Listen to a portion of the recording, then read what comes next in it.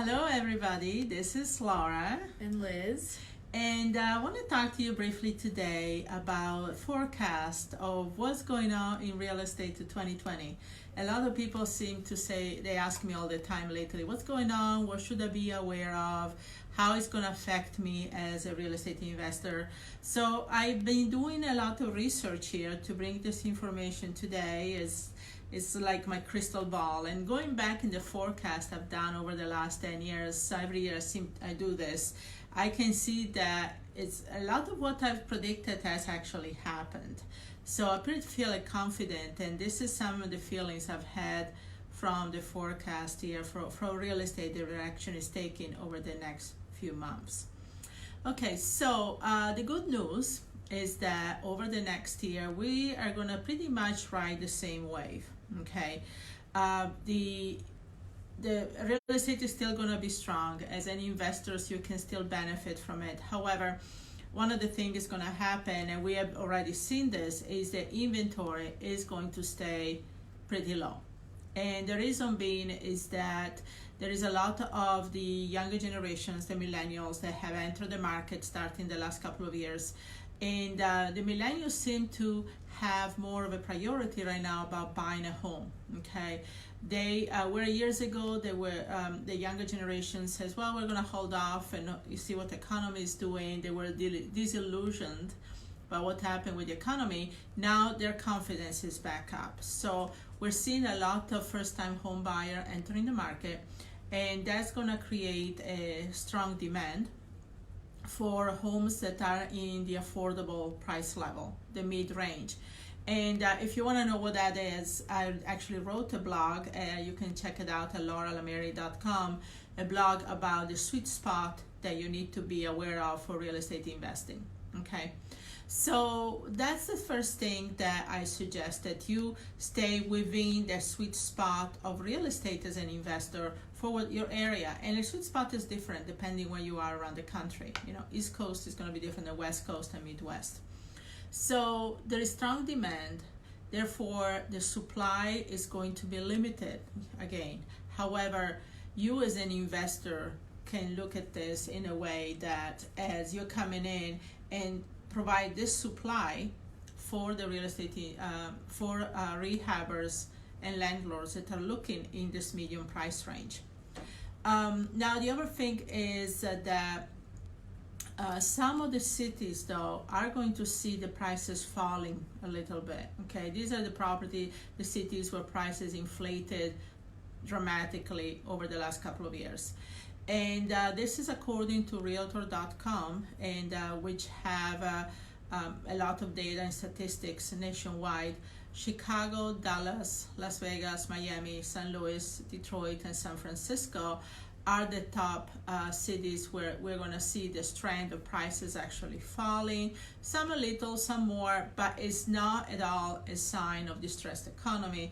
It's just an adjustment in the market. For the same reason the stocks adjust themselves from time to time, because if prices go up too quickly.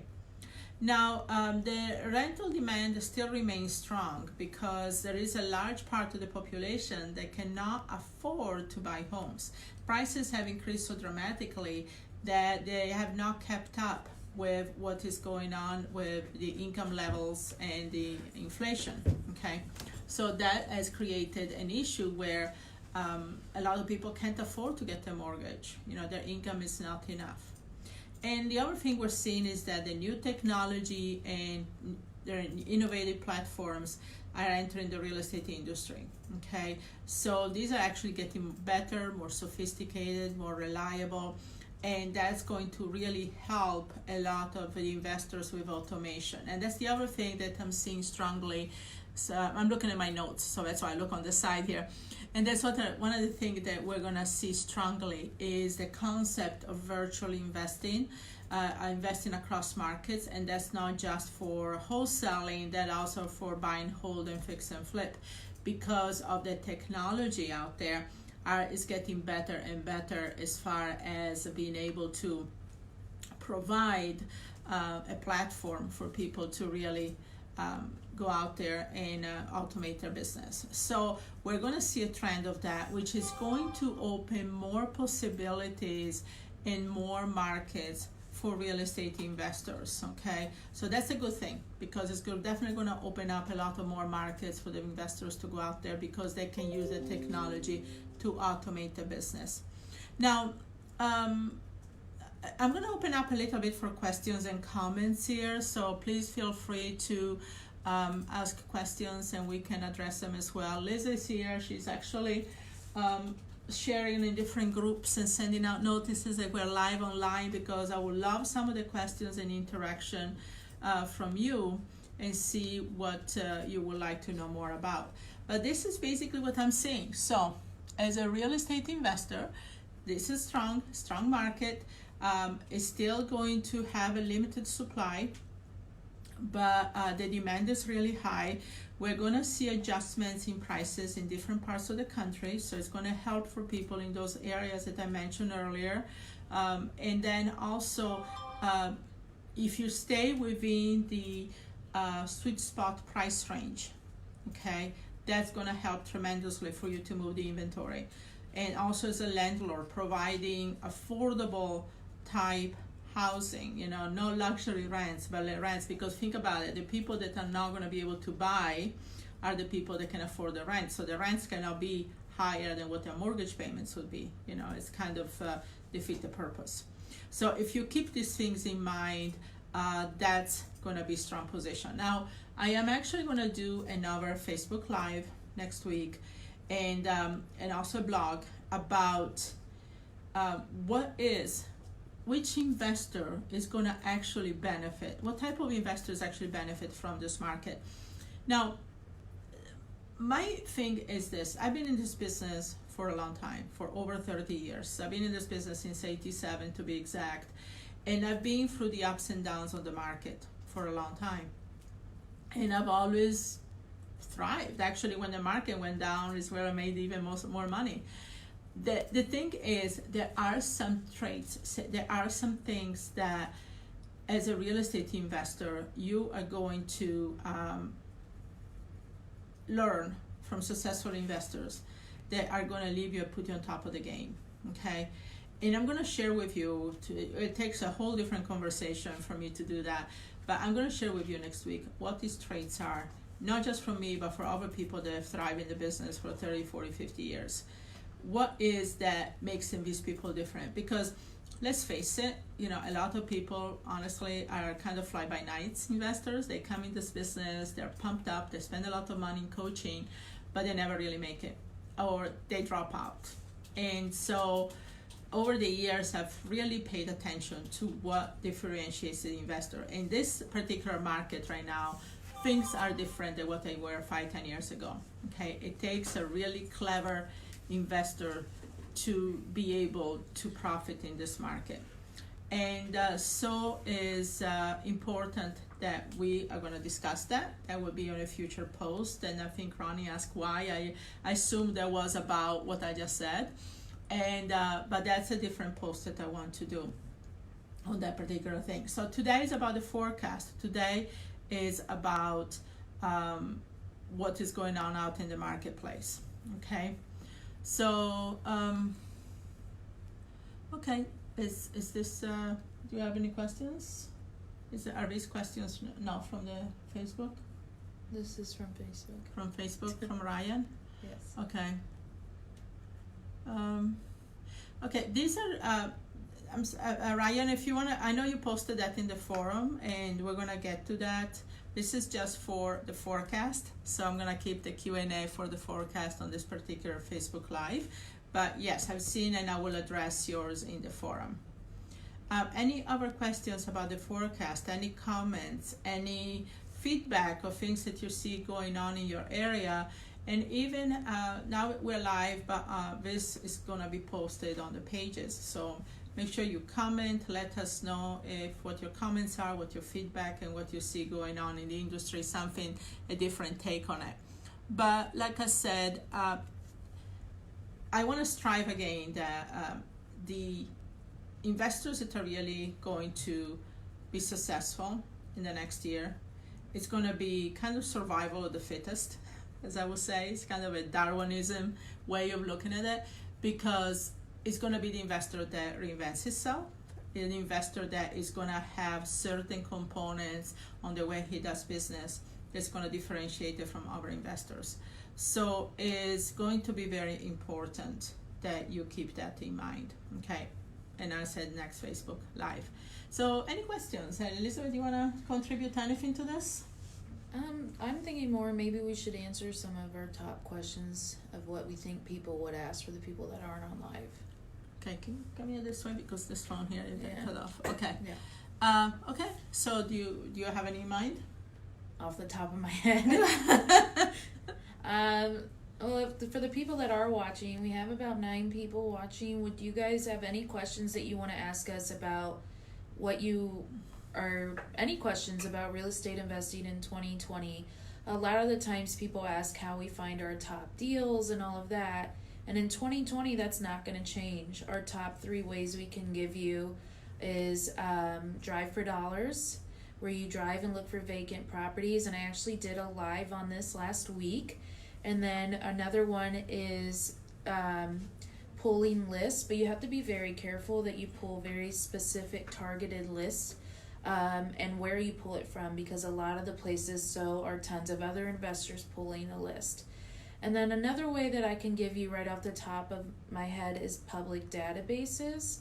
And with that, we teach more of where to get those and how to pull those lists as well. So in 2020, I still see that being something that's going to work. I still see that being ways of getting those properties that not a lot of other investors are going after. For example, last week when we were driving around and I did the live, we found a property that had been vacant since 2011. And so I gave this to my student, so I'm curious if he and the other ones that were in the car have looked onto it to see why no one has come across it, because the street it's on, all the properties are really, really nice, but this one was vacant, busted windows, it had cars that have been sitting there since probably 2011 in the garage and all kinds of stuff. So I'm very curious as to where that went, and I will need to follow up. But driving around, people might not have seen that. It wasn't showing up on vacant lists. It wasn't showing up on these things that you can pull. This is what we found by actually getting out of the car and going through the neighborhoods. We were in St. Louis and doing all of that. So it actually was really, really beneficial for us. So that is one of my recommendations that I do not see changing in 2020 is how to find these properties. Yeah, it's definitely not going to change, but one of the things that I will address in the next Facebook Live next week is as an investor, how can you really get this data and make it effective? Because I think it's going to really be crucial. Yes, there is a lot of technology. It's going to get better, as I stated a little while ago. But the thing is, at the end of the day, what are you going to do with this data? Okay, first, the quality of the list is very important. The more direct on approach is and going straight to the source is going to be the best. Okay, so those 2 things are really going to be crucial. And then being a consistency. Any investor that you are going to talk to that have been successful, they're going to share with you that their main thing was be consistency. And the thing is coming up with a real good plan on marketing. You don't want to leave any stone unturned. You don't want to burn through a lot of leads and let a lot of stuff fall through the cracks, because I'm seeing that a lot. Okay, there is being this trend of going for massive amount of leads, and hiring calling centers and hiring VAs, and all that is great. However, you have to have a little more responsibility as an investor with quality control. To burn over 10,000 leads, 15,000 leads a month without having the right infrastructure on how to process these leads, how to talk to people, how to text them, what to say, having the right people doing this instead of just trying to delegate to people that are really not knowing what they're doing, they're really not having a responsibility like you would have at heart. So you need to duplicate yourself. And this is a process that takes a little time.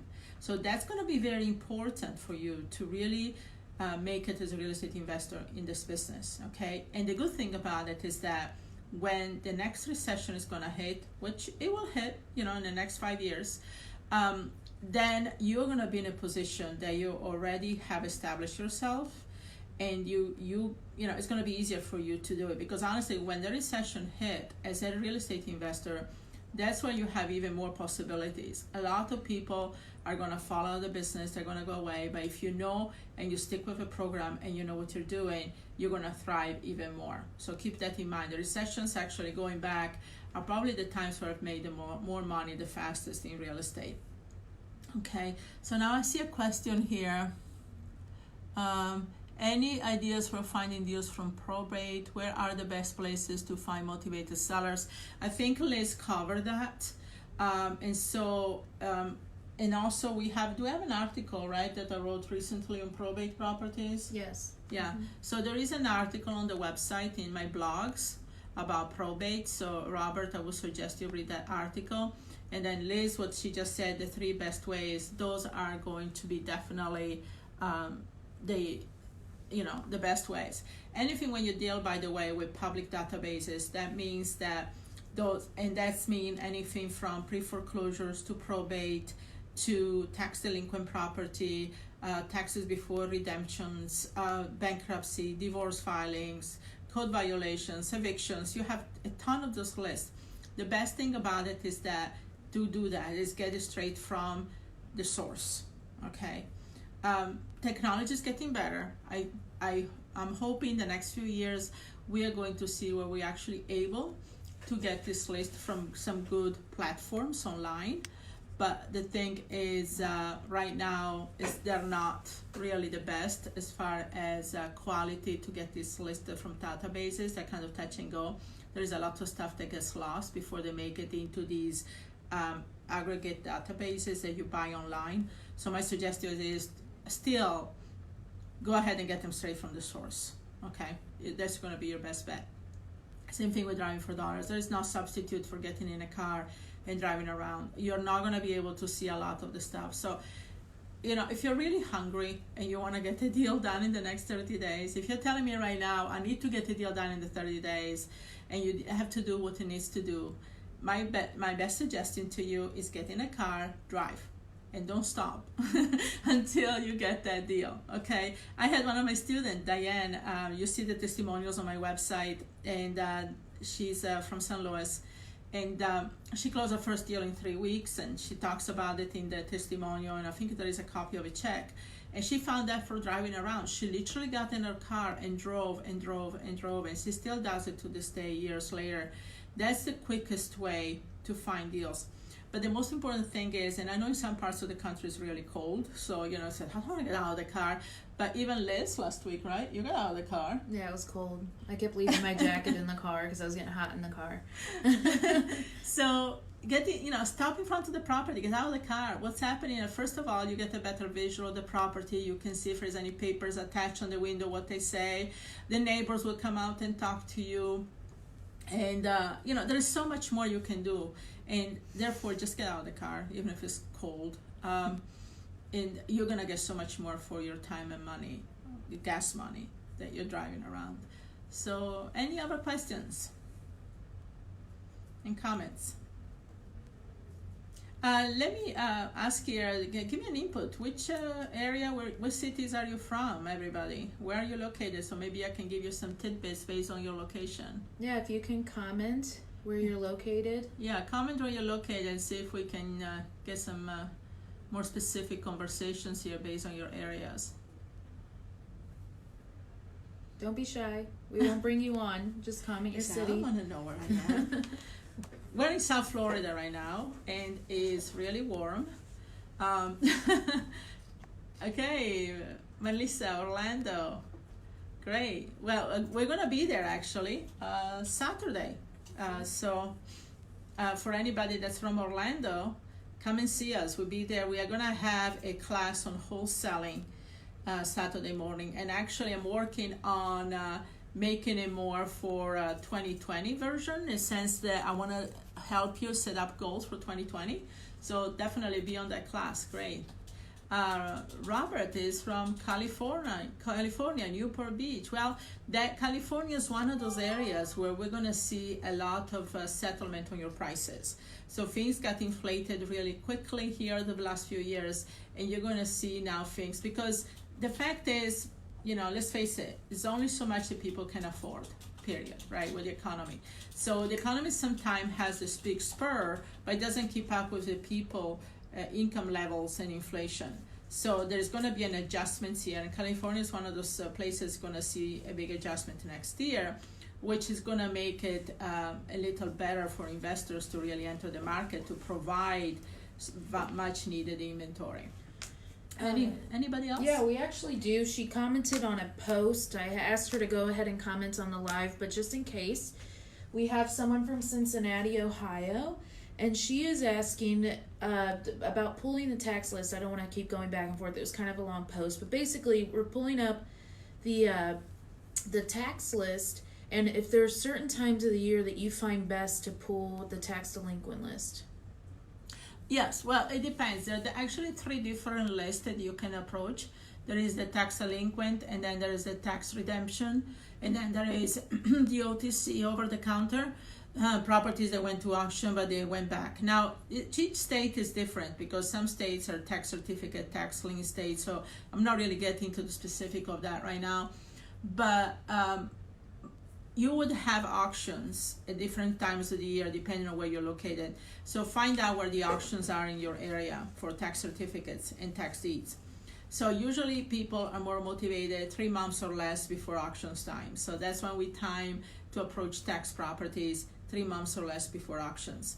Now the OTC, over the counter, I always wait till after the auction, because that's stuff that goes back to the county for nobody bid at the auction. So there is opportunities there. And then you have the redemption. People that are in redemption anywhere is different depending where you're located, anywhere from 1 year to 3 years. And again, those people get motivated 3 months or less when they're going to lose their property because somebody else bought the certificate. So those are 3 different main lists you want to work with. And the way I do it is I don't go to auctions. I actually use this list to approach the sellers or the owners of these properties just in time before they lose their property. Okay, so Mailing says, I'm in Fort Lauderdale thinking to move to Arizona. Well, yeah, Arizona is actually one of those markets that have done very well now with real estate. They had a big raise in prices. However, like Florida, what happened with Arizona, they had so many foreclosures, okay, over 10 years, 10 years ago until a few years ago. Then they recouped really well, but there is a lot more inventory that there is in Florida. So it's actually a good market to get into real estate, keeping in mind to find your sweet spot in Fort Lauderdale is much different than the sweet spot in Arizona. Like I mentioned earlier, if you don't know what I'm talking about as far as sweet spot, there is a blog post on the website about that. But the thing is, find out that range is gonna be in highest demand, and then as an investor, either as a rehabber or a wholesaler, you wanna definitely target that price range. You can never go wrong with that. Okay, why were you laughing? Because I moved the tree. Oh. Okay. She's determined that we have Christmas here, and this is a tree, okay? Even in Florida, we do have Christmas.